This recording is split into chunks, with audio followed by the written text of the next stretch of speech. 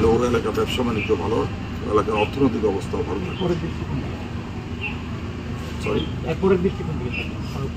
এরপরে আমরা আমাদের এলাকার শিক্ষা প্রতিষ্ঠান, বিশেষ করে স্কুল, কলেজ, মাদ্রাসা, মসজিদ, মন্দির, পেগোডা, পাশাপাশি আমাদের ব্রিজ, কালভার্ট, এবং আমরা ফুলপুরে একটা বাইপাস রুট করব যানজটের জন্য।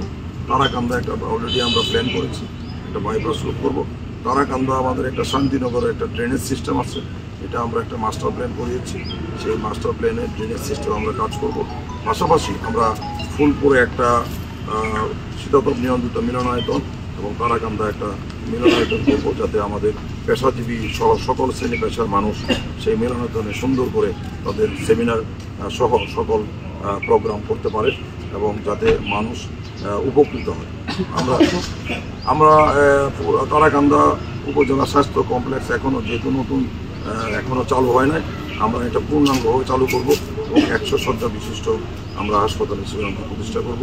ফুলপুরেও আমরা ইতিমধ্যেই আপনারা দেখেছেন যে হাসপাতালগুলোর অব্যবস্থাপনা, আমরা ইতিমধ্যেই ব্যক্তিগত পর্যায়ে হাসপাতালগুলো পরিদর্শন করেছি এবং হাসপাতালের শৃঙ্খলা এবং পরিবেশ আমরা উন্নয়ন করেছি।